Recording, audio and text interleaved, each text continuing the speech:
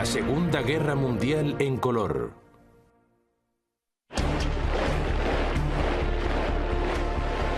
Cambio de marea. Mientras la Segunda Guerra Mundial continuaba su curso, tanto los aliados como los alemanes buscaban el golpe de gracia con una nueva arma que derrotase de modo definitivo al enemigo.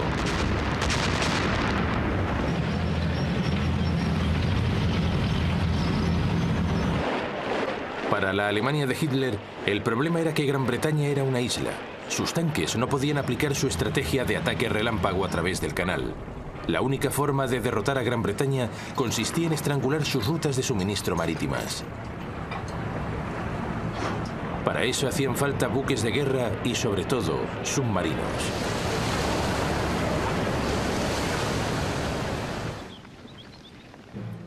Para los aliados occidentales, el problema era atacar a Alemania cuando apenas había tropas aliadas en la Europa continental. La solución que adoptaron fue el bombardeo estratégico. Los bombarderos aspiraban a destruir las infraestructuras germanas y empujar a su pueblo a la rendición.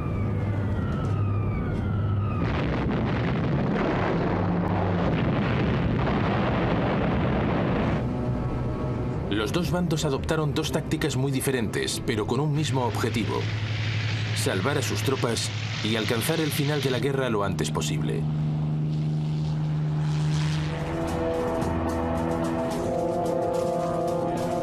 A principios de 1941, la Royal Air Force comenzó a recibir una nueva generación de bombarderos de mayor tamaño y potencia con 4 motores.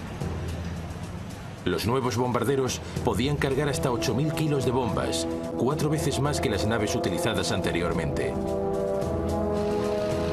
El primero de los nuevos bombarderos fue el Short Stirling.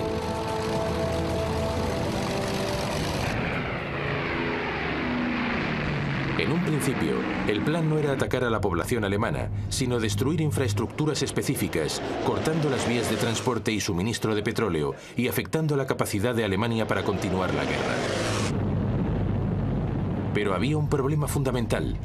Los bombarderos británicos eran extremadamente poco precisos. Al mismo tiempo, las defensas aéreas alemanas estaban neutralizando a un número elevado de aviones británicos.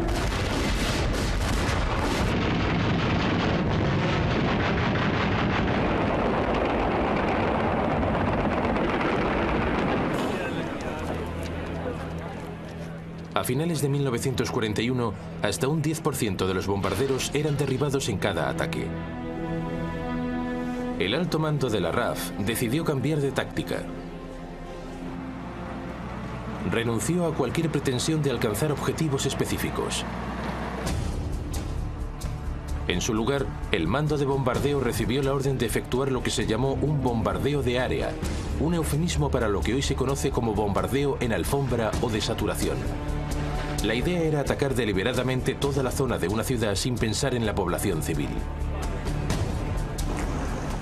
Según las escalofriantes palabras del ministro del Aire británico, eso destruiría la moral de la población civil y en particular de los obreros industriales.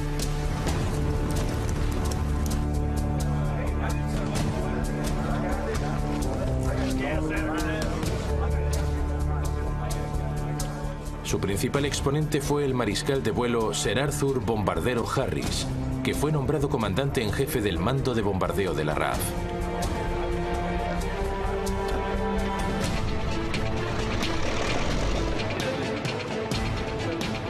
En la primavera de 1942, Harris inició lo que en realidad era un enorme truco de relaciones públicas, pero que él prefirió llamar bombardeo estratégico.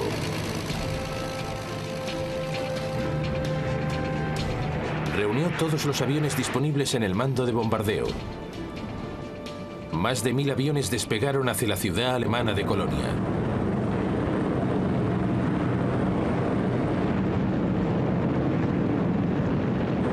Las defensas de la ciudad se vieron desbordadas. Los británicos destruyeron 300 hectáreas.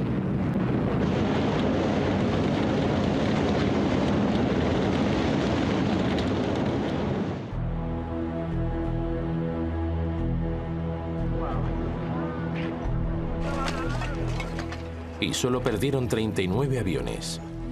ahora gozaba del apoyo absoluto del primer ministro Winston Churchill.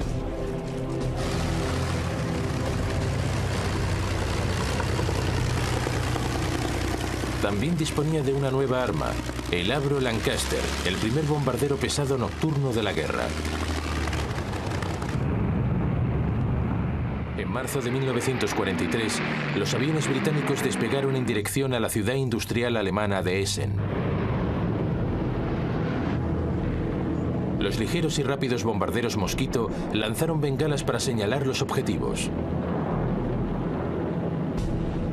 A continuación, una fuerza de casi 450 bombarderos Lancaster barrió la ciudad vaciando su carga.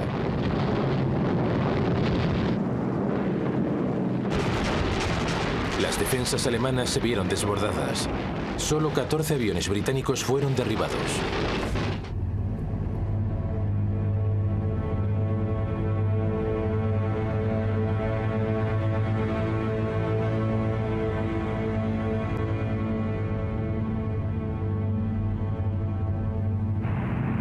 El ataque contra Essen fue seguido por una oleada de ataques contra ciudades industriales del Ruhr.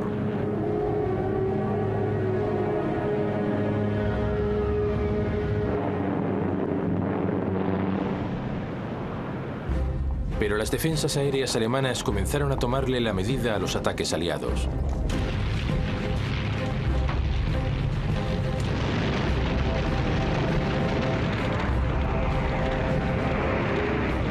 Las pérdidas británicas aumentaron hasta un 10%.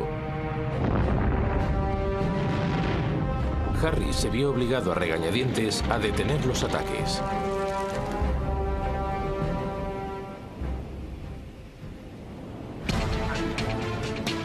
Pero entonces fue informado de una nueva invención aliada que, bajo el nombre en código de Ventana, consistía en lanzar tiras de aluminio desde los aviones.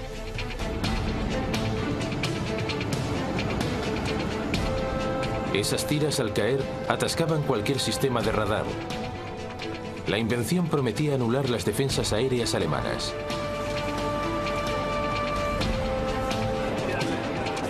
Harris se aferró a esa innovación para, en julio de 1943, 4 meses después del ataque contra Essen, volver a la ofensiva. Lo llamó la Operación Gomorra.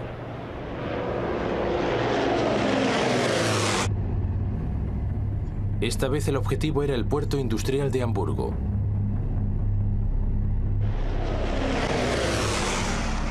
Los bombarderos, equipados con el sistema Ventana, bloquearon el radar alemán.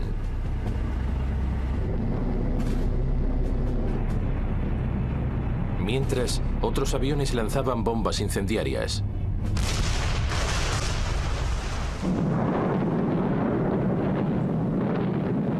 Una enorme tormenta de fuego devoró el centro de la ciudad.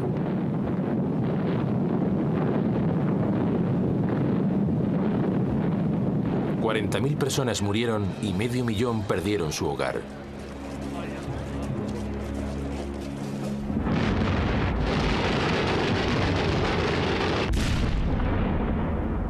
Hubo otros ataques similares contra el puerto. Causaron una gran conmoción en el pueblo alemán.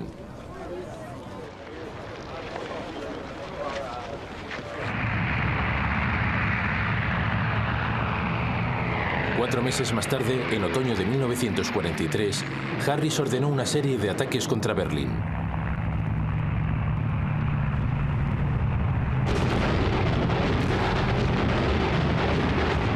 Pero por entonces, los alemanes habían aprendido a contrarrestar el sistema Ventana, y en la primavera de 1944, las pérdidas británicas volvieron a acercarse al 10%. Lo peor era que no había ninguna señal de que la moral alemana se estuviese resquebrajando. La campaña de bombardeos en alfombra de Harris no estaba funcionando. Pero lo mismo pasaba con la alternativa norteamericana de ataques contra infraestructuras. En la primavera de 1943, los ataques de día de las fuerzas aéreas del ejército de los Estados Unidos alcanzaban cada vez zonas más profundas de Alemania. Pero las pérdidas americanas seguían creciendo. 1 de cada 15 aviones era derribado.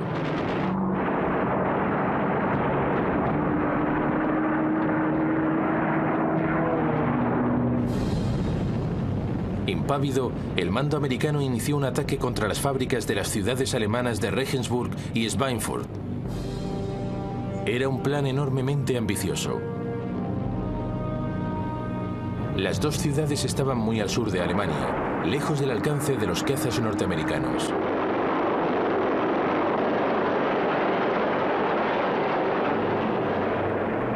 El resultado fue un desastre.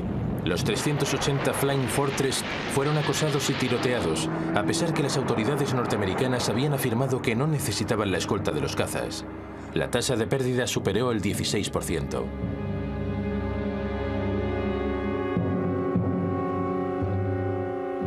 Estados Unidos se vio obligado a suspender su campaña de bombardeos.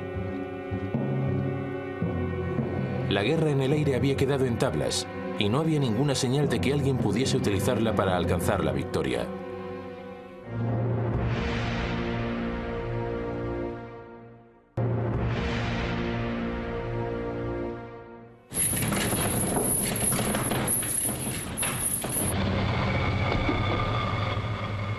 A principios del verano de 1944, mientras los aliados se preparaban para invadir la Europa continental, las fuerzas aéreas británicas y norteamericanas recibieron el encargo de cortar las líneas de comunicación alemanas y los suministros de petróleo. Aquello representaba una vuelta al bombardeo de infraestructuras específicas. Pero esta vez, los aliados contaban con una nueva arma. Los británicos habían modificado de modo experimental un caza norteamericano, el P-51 Mustang. El motor norteamericano había sido sustituido por uno británico llamado Rolls-Royce Merlin. Eso le dio al avión una mayor autonomía, convirtiéndolo en la escolta ideal para los bombarderos de larga distancia.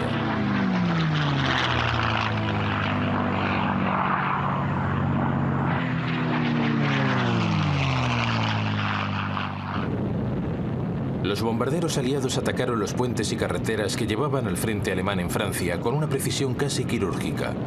El suministro de petróleo del ejército alemán quedó drásticamente reducido.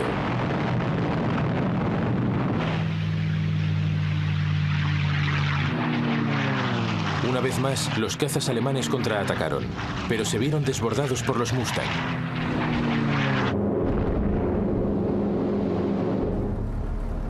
Buena parte de la fuerza aérea alemana, ahora a falta de combustible, cayó derrotada. Puede que la campaña de bombardeos contra las infraestructuras alemanas no fuese el golpe definitivo que esperaban los aliados, pero al fin estaba dando resultados. Pero un hombre todavía no estaba impresionado. Harris seguía obsesionado con la idea de que una campaña de ataques en alfombra, todavía más devastadora, podría pararle los pies a Alemania de una vez por todas. Por eso, a finales de 1944, Gran Bretaña volvió a los bombardeos en alfombra. Una ciudad alemana tras otra fue atacada y devastada.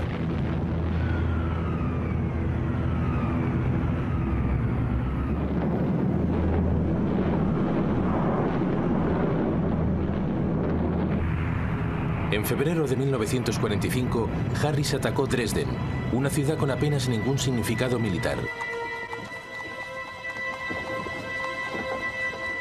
La población de la ciudad había aumentado por la llegada de refugiados que huían de los bombardeos.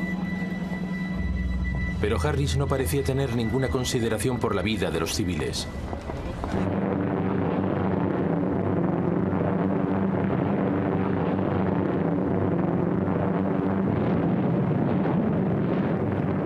La ciudad quedó arrasada. Murieron alrededor de 50.000 personas. Fue un bombardeo excesivo, y al fin comenzaron a surgir dudas sobre la moralidad y también la eficacia de estos bombardeos en alfombra. Fuese cual fuese el resultado, había provocado un horrendo coste de vidas civiles y militares. Además, había fracasado a la hora de resquebrajar la moral alemana.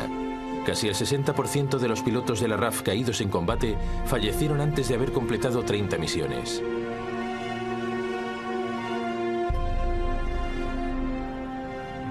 A pesar de todas las esperanzas, el bombardeo en alfombra no logró asestar el golpe definitivo al enemigo.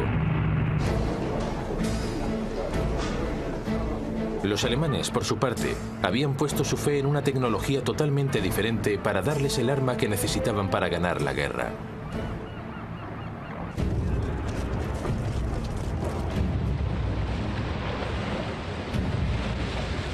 Para Alemania, Gran Bretaña era un problema. Era una isla, y por una vez el formidable poderío terrestre de Hitler resultaba inútil. Gran Bretaña también disponía de una poderosa marina. Aún así, Hitler calculó que si utilizaba sus fuerzas de forma estratégica, podía cortar los convoyes marítimos que transportaban desde petróleo a comida a Gran Bretaña.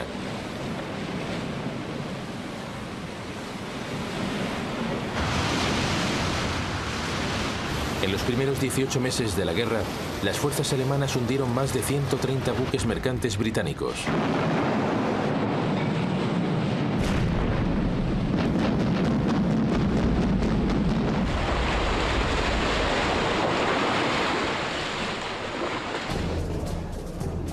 Algunos de los barcos más eficaces eran los llamados acorazados de bolsillo, pequeños pero poderosos buques de guerra diseñados en los años 30 para sortear las restricciones impuestas contra el rearme alemán tras la Primera Guerra Mundial. Uno de ellos, el Graf Spee, se hizo especialmente famoso.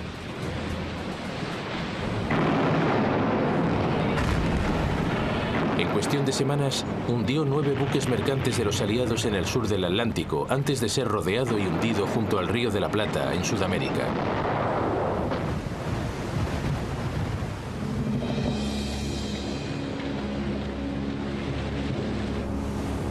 Pero los asaltos estaban provocando graves daños. Si las pérdidas seguían creciendo, Gran Bretaña podría sufrir verdaderos problemas de suministro.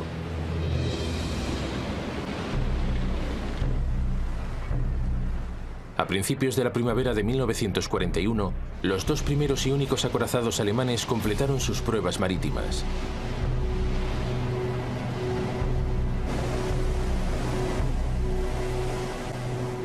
Su aparición hizo temblar a la Marina británica. Su capacidad potencial de destrucción era enorme.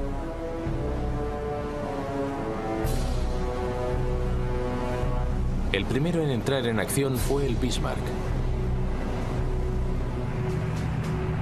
En mayo, aviones de reconocimiento de la Royal Air Force lo descubrieron en el puerto noruego de Bergen, intentando entrar en el Atlántico Norte. La Marina británica salió a su encuentro. 2 días más tarde, el Bismarck fue visto en el Atlántico Norte. El buque de guerra británico más moderno, el Príncipe de Gales, fue enviado a interceptarlo.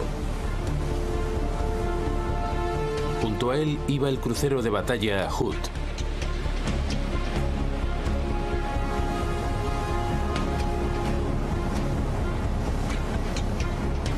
A primera hora del 24 de mayo de 1941, las 2 fuerzas se encontraron. Era la primera vez que 2 buques de guerra de distintos bandos se veían las caras.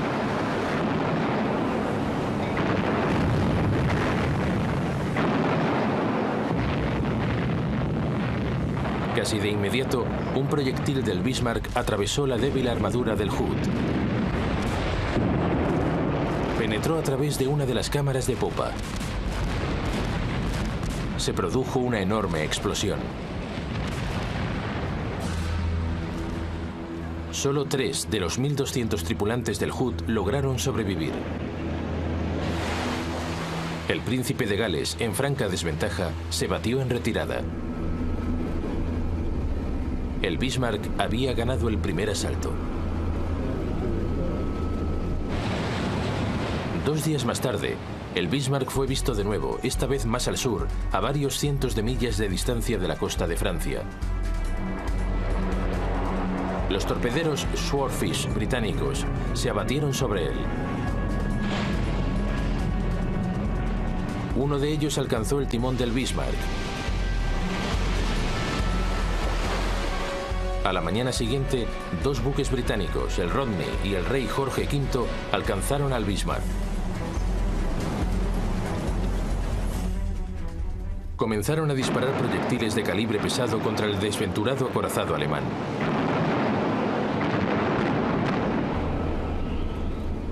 Pronto quedó reducido a un montón de llamas. El Bismarck fue hundido finalmente por un torpedo. Solo 113 de sus 2.300 tripulantes salvaron la vida. El Bismarck se había hundido antes de tener la oportunidad de demostrar su valor.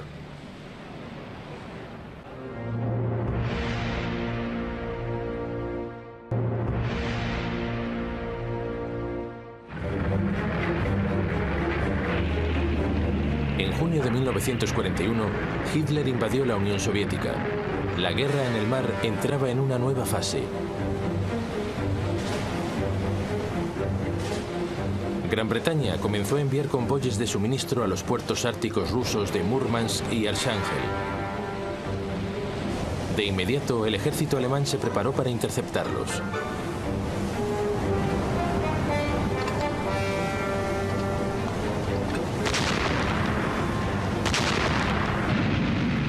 Un convoy tras otro sufría ataques o amenazas. En verano de 1943, el transporte era tan peligroso que se suspendieron todos los convoyes a Rusia hasta el otoño, cuando se esperaba que el mal tiempo y la falta de visibilidad ofreciesen una mayor protección.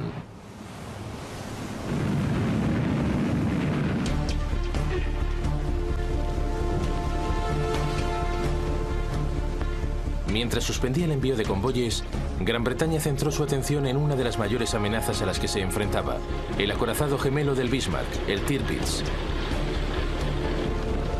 El Tirpitz se había pasado meses escondido en los fiordos noruegos, esperando el momento para atacar. Pero la Marina británica lo había sometido a una férrea vigilancia, decidida a eliminar el último acorazado alemán.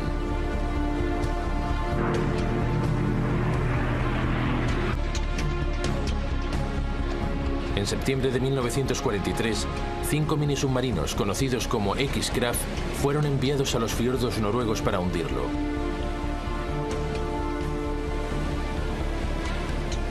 El ataque solo causó daños leves, y la primavera siguiente el Tirpitz volvía a estar listo para amenazar los convoyes árticos.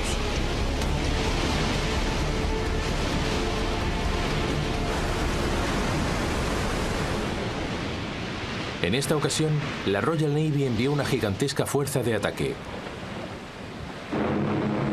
Incluía 6 portaaviones.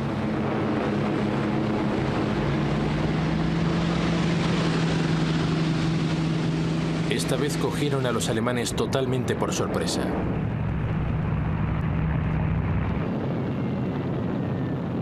Los bombarderos en picado se lanzaron contra el Tirpitz. Pero el acorazado estaba bien blindado y las bombas, relativamente pequeñas, apenas causaron daños superficiales. 3 meses después volvía a estar listo para la acción.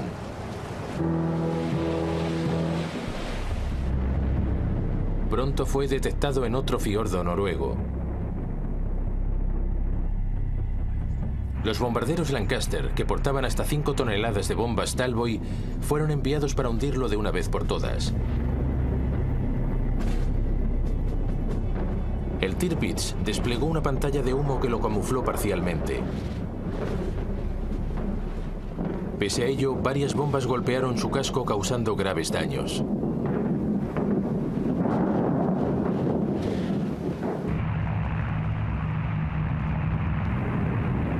Finalmente, 2 meses más tarde, un escuadrón de bombarderos Lancaster pudo atacar bajo las condiciones climatológicas perfectas.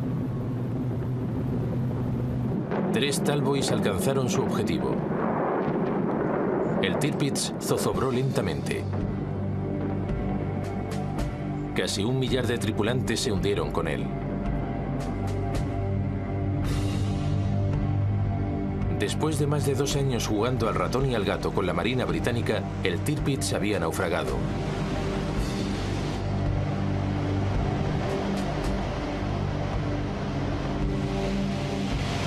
Los acorazados alemanes prometían mucho, pero no tuvieron la oportunidad de demostrar su valor ante la aplastante superioridad de la Marina británica.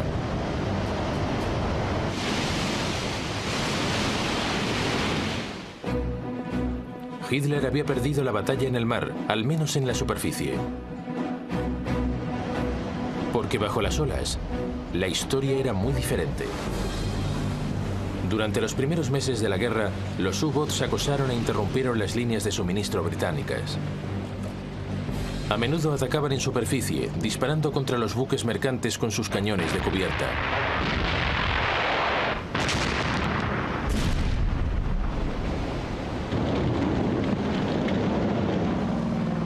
Como respuesta, la Royal Navy envió portaaviones equipados con aviones antisubmarinos para patrullar las rutas utilizadas por los convoyes.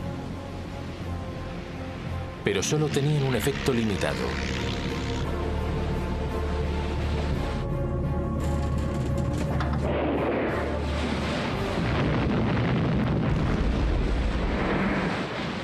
A finales de 1939, más de 100 buques mercantes aliados habían sido hundidos ya por los submarinos alemanes.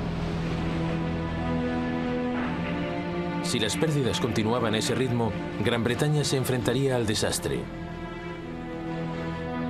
El petróleo, la comida, las armas, todos los productos comenzarían a escasear.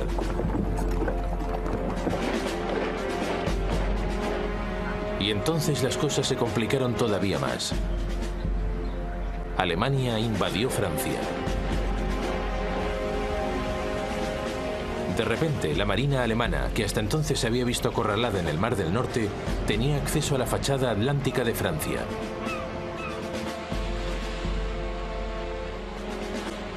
Ahora tenían una base desde la que atacar a los convoyes británicos. Los puertos franceses se llenaron con los recién construidos U-boats alemanes, especialmente con el tipo 7C. El almirante Karl Dönitz, líder del servicio de U-boats alemanes, organizó sus submarinos en lo que él llamaba manadas de lobos. Un grupo se alinearía en torno a una ruta probable de convoyes.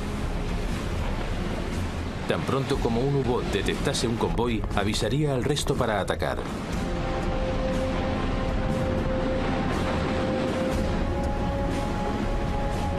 A veces, los U-boats también eran guiados por aviones de patrulla de larga distancia.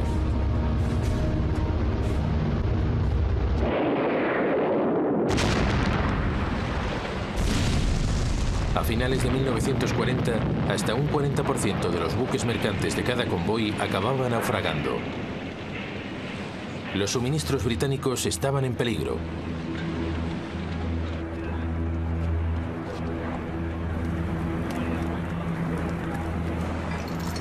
Los tripulantes de los U-boat alemanes lo llamaron la época feliz, y sus principales comandantes se convirtieron en héroes nacionales.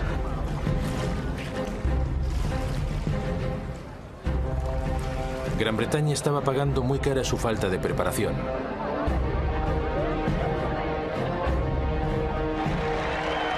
Pero finalmente la situación empezó a cambiar. Un programa de barcos escolta antisubmarinos empezó a dar resultados.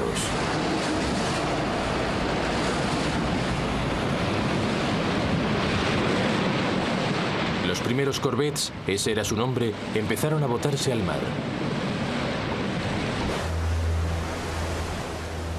Por primera vez, Gran Bretaña podía establecer grupos permanentes de buques de guerra para escoltar a los convoyes de suministros.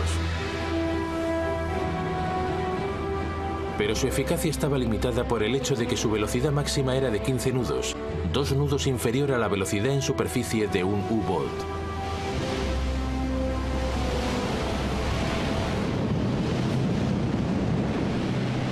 Al mismo tiempo, los aviones de patrulla del mando costero británico fueron equipados con cargas de profundidad.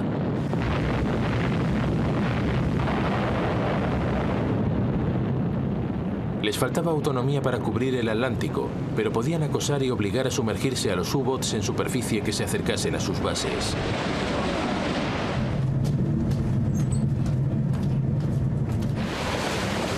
Entonces, al igual que en las campañas de bombardeos, se produjeron una serie de avances tecnológicos que sirvieron de gran ayuda a Gran Bretaña. A principios de 1940 se desarrolló un nuevo tipo de radar llamado radar centimétrico. era más pequeño que los sistemas ya existentes y por primera vez podía adaptarse a los aviones y barcos de escolta.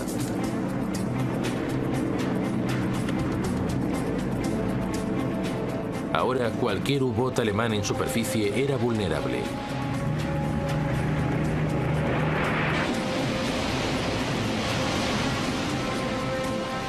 Unos meses más tarde se produjo un nuevo avance tecnológico. HAFDAF era un detector de radio. En cuanto un U-Boot alemán salía a la superficie para comunicarse, HAFDAF conseguía captar la señal de radio y localizar su ubicación exacta.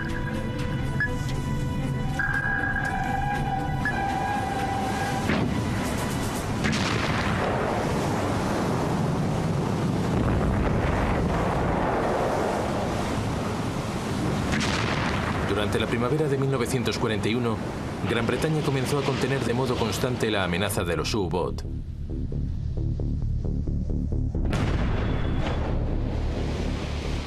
Las pérdidas de buques mercantes se redujeron a menos de la mitad.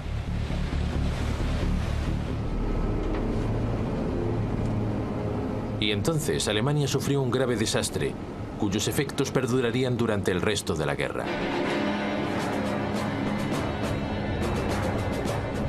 En mayo de 1941, el destructor británico Bulldog obligó al submarino U-110 a salir a la superficie y logró capturarlo. A bordo iba la máquina Enigma, utilizada para codificar las señales alemanas. Lo más importante es que el Bulldog también capturó los libros de códigos navales que iban con la máquina.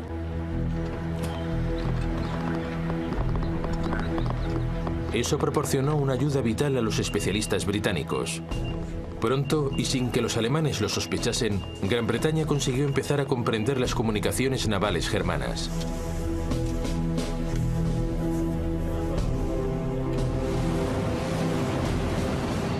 Para la Royal Navy, eso significaba que los convoyes podían tomar rutas alejadas de las manadas de lobos de los U-Boats. Pero entonces, en diciembre de 1941, la guerra en el mar cambió de forma definitiva.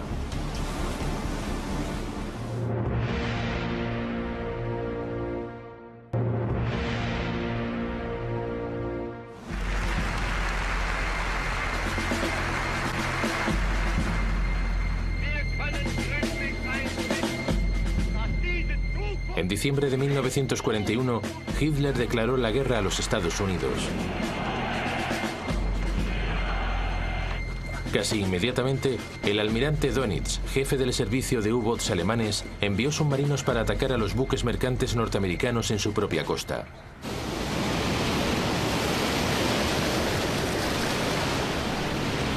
Al principio, solo algunos de los submarinos, los del nuevo tipo 9, eran capaces de realizar el largo viaje desde Europa.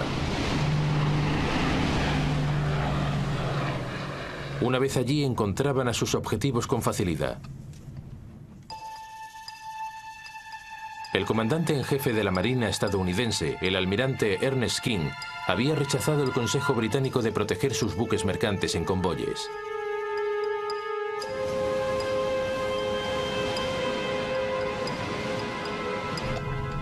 En un periodo de 3 meses, más de 400 buques mercantes estadounidenses fueron hundidos o destruidos.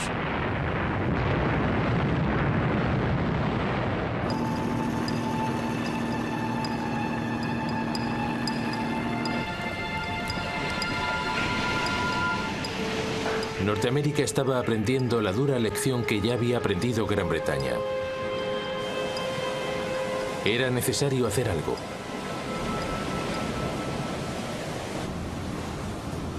King cambió de idea y en mayo de 1942 los Estados Unidos ya habían introducido un sistema limitado de convoyes.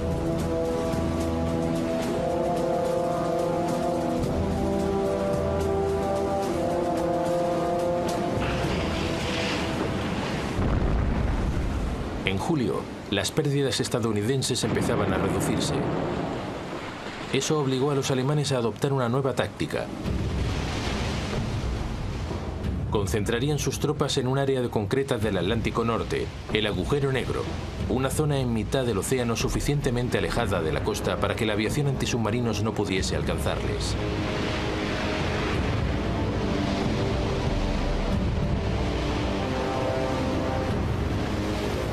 A menudo un convoy era atacado por más de 15 submarinos que llegaban en oleadas.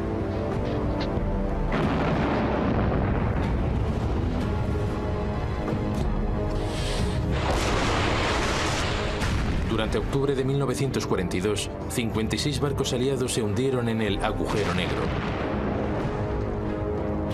En marzo del año siguiente, las pérdidas aliadas alcanzaron los 120 barcos en un solo mes.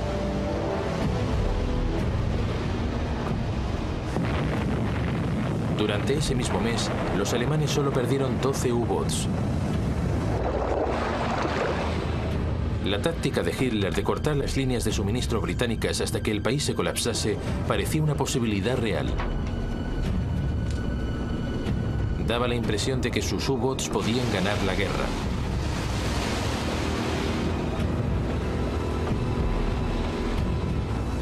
Pero los aliados comenzaron a darle la vuelta a la partida. Gran Bretaña había incorporado un nuevo comandante. El almirante Max Horton había sido el antiguo jefe de la flota submarina de la Royal Navy. Su primer movimiento fue establecer grupos permanentes de destructores y fragatas que proporcionasen apoyo adicional a los convoyes, apareciendo tan pronto como se detectase una manada de lobos enemigos. Igualmente importantes fueron los desarrollos tecnológicos que vieron la luz en esa época. El Erizo era un mortero antisubmarinos que disparaba 24 bombas.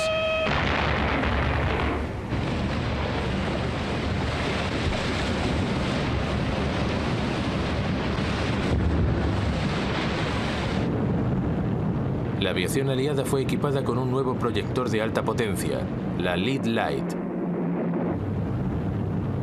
Cuando el avión se acercaba, podía encenderlo en el último momento, cazando a un submarino por sorpresa en superficie.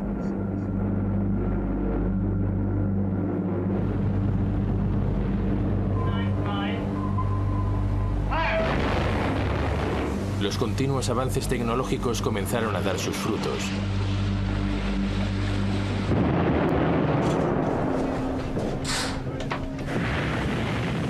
Las pérdidas germanas se incrementaron. Al comandante alemán, el almirante Dönitz, le costó retomar la iniciativa. En abril, ordenó un ataque de sus U-boats contra el convoy ONS-5, un convoy de 43 buques mercantes que viajaba de Liverpool a Canadá. El plan fue diseñado como una demostración del poderío naval alemán. 40 U-boats rodearon el convoy.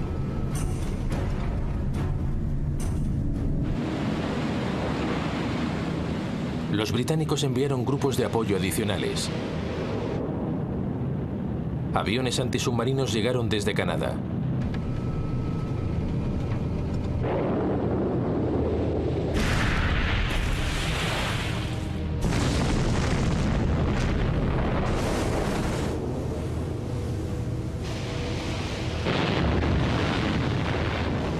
Los aliados tardarían 4 días en contener el ataque alemán. 11 buques mercantes se hundieron, pero los alemanes habían perdido 7 U-boats.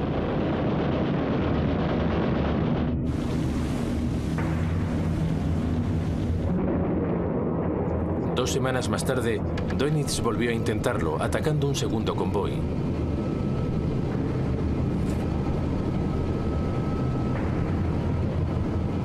Fue un desastre. Los alemanes perdieron 5 U-boats sin hundir ni un solo buque mercante.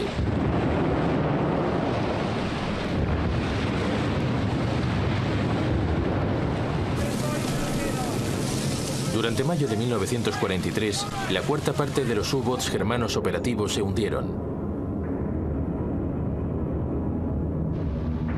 Los alemanes estaban empezando a perder de forma definitiva la guerra de los U-boats en el Atlántico. Los aliados lanzaron entonces su ofensiva contra los alemanes. Apareció una nueva versión con mayor autonomía del bombardero B-24 Liberator. Ahora podía alcanzar a los U-boats alemanes en el agujero negro. Los diseñadores de submarinos alemanes intentaron responder con innovaciones propias. Los U-boats fueron equipados con detectores de radar y ametralladoras antiaviación. Algunos incluso adoptaron el snorkel diseñado en Holanda, una entrada de agua que permitía que los submarinos pasasen más tiempo bajo el agua, escondidos del radar aliado. Pero era demasiado tarde. Los aliados siguieron detectándolos.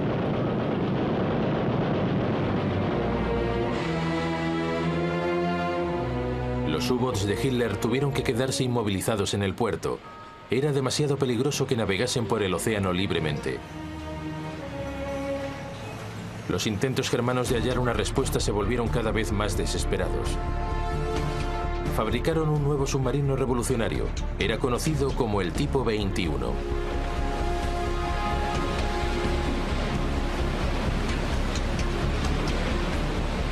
Se alimentaba con energía eléctrica y podía navegar a 17 nudos bajo el agua, el doble de la velocidad de un submarino tradicional, suficiente para dejar atrás a la mayoría de los barcos de superficie. Pero una vez más, era demasiado tarde. Solo uno llegó a estar operativo y nunca estableció contacto con el enemigo. A finales de 1943, los aliados dominaban el Atlántico. Fue un punto de inflexión en la guerra. La campaña de los U-boats de Hitler había causado efectos devastadores en ambos bandos. Los alemanes perdieron casi 800 submarinos. El 75% de los tripulantes de los U-boat falleció en combate. En el bando aliado fallecieron 32.000 marineros.